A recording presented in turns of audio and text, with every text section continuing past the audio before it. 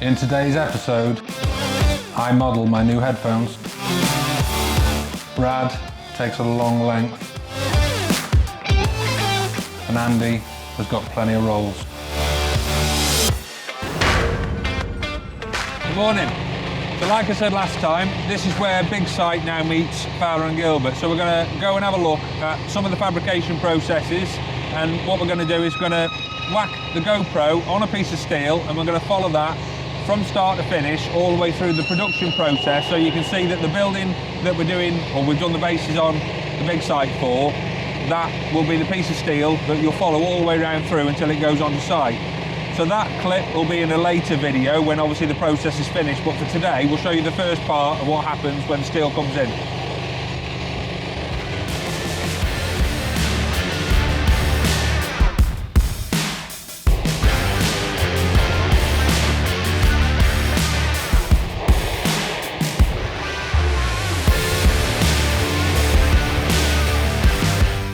This is where I'm going to be dead shouty now because of my earmuffs.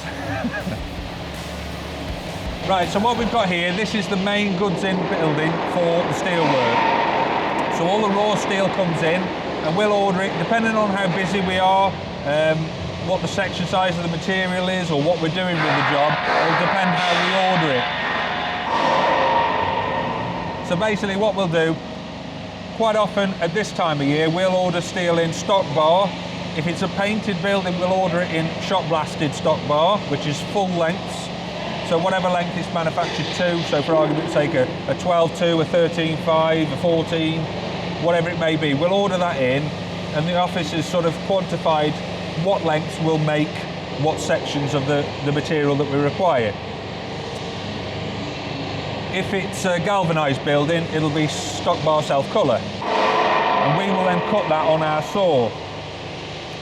If we're busy and we're up against it and we're struggling to keep the saw line running, or it's not running quick enough to keep the workshop fed, then quite often we'll order steel in cut to length. So we'll send the drawing package Tekla that we use, that we showed you a little bit of last time. That produces various lists and CNC files. We'll send that to our suppliers, and they will then cut the steel to length with all the angles and everything that we need, so it comes here as a kit. So some of this here, you can see this is a pile that we brought in, and we've brought this in shot blasted and cut, ready to go. It's a fair sized job, and it's quite nice that the saw line never quite keeps up with the workshop, so that just gives us now roughly an extra day's worth of fabrication time to give the saw line a break to catch up again. Stock levels wise, we do keep quite a lot of stock here. At the moment we've run the stock levels right down. We bought a mountain of material during COVID and lockdown because there was shortage of material, prices were rocketing, and we filled this workshop completely to the point where you could not move, you couldn't swing a cat in here.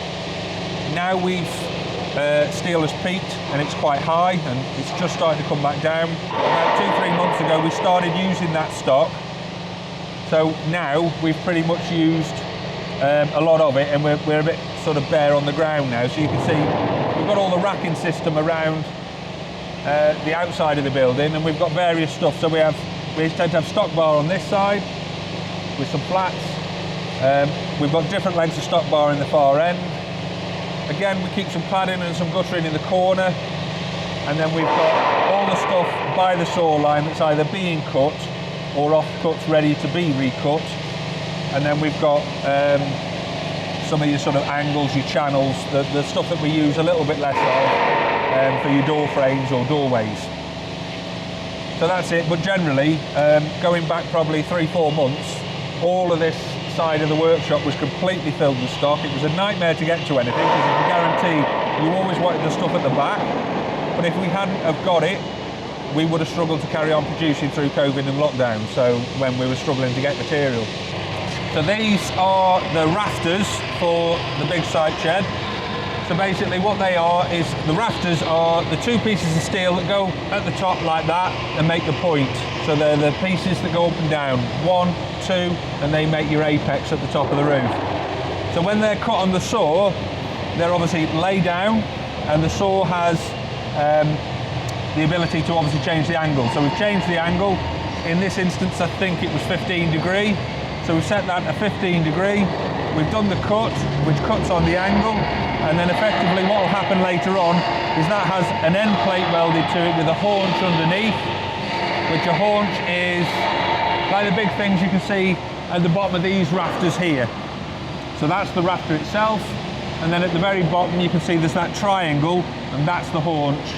So that gets, the plate gets put on, the haunch gets put on, and then as it's rotated in the workshop, it gets all welded together, and that'll then make your rafter. All of this pile of steel work here, this will be some door beams, some door posts, personnel door posts. This stuff will be all needing to cut as well, this pile here. And that'll do all your personnel doors, your roller shutter doorways, any windows, might have some steel work detail around, or it might be at a coal roll, I haven't really looked. And then all your main stanchions are there. So we've brought the main stanchions in and the rafters cut on this particular job.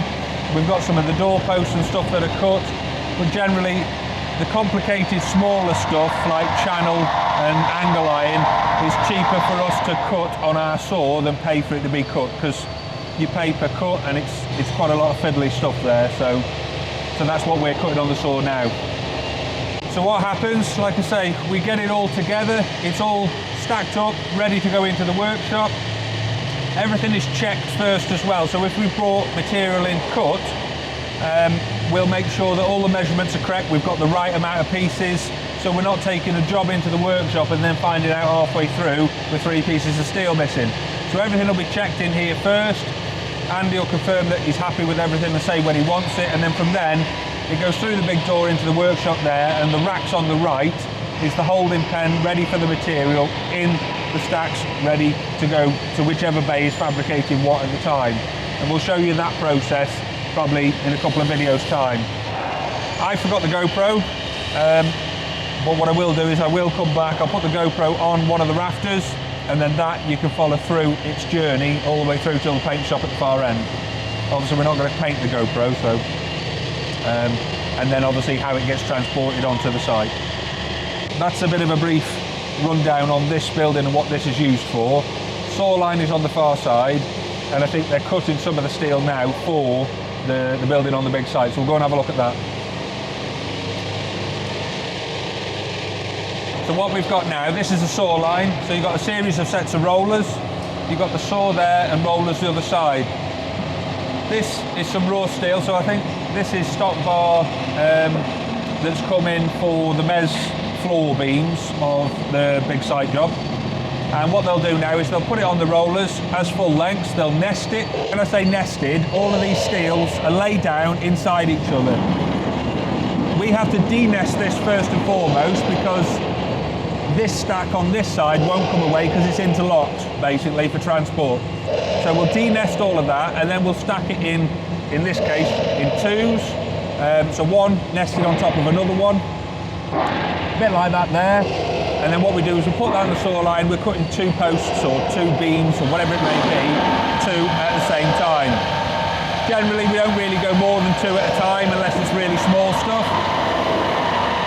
But it just saves time, and then when we've took it through the saw line, we'll then de-nest it the other end, we stand it up, ready, in it stacks the same width as the forks, and then that is stacked ready for the workshop to take in as and when they're ready to start their next job. So we try and keep the saw line roughly about 4 to 5 days ahead of the workshop requiring that cut steel. So the office itself, they produce obviously all the drawings, so we have a set of fabrication drawings, we also have all the cutting lists. Cutting list comes out, put on the side of the saw line over there, and then what they'll do is they'll cut almost like a shopping list, they'll cut all the material, stack it all up ready, and then as a complete job it's ready to go in to the workshop.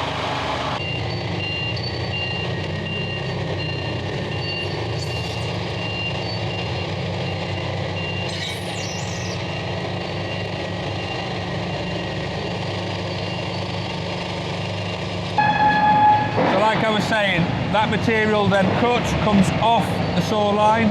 You can see now he's turning it over, so he's de-nesting it as we speak. It's a bit more technical than you think, that is. It's a bit of practice to get it so it don't fall back over again. And then what he'll do is he'll sit that on there and make it so that it's a full stack, the same width as the forks, and then we'll go on top again, ready for the material to go in. Let's go with a steel delivery and a saw line montage.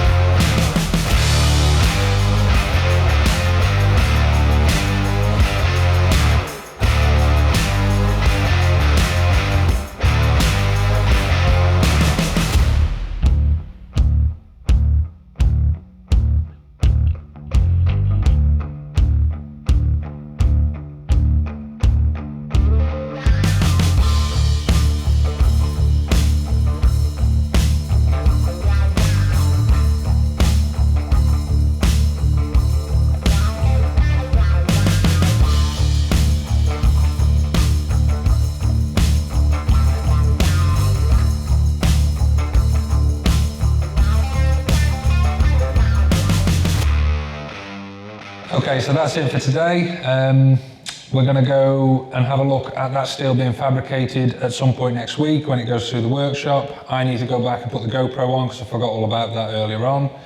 We're going to come to you on Sunday next and we'll show you some more on the sheets. If you like what you've seen, please hit the subscribe button, ring the bell, and we'll catch you next time. Cheers.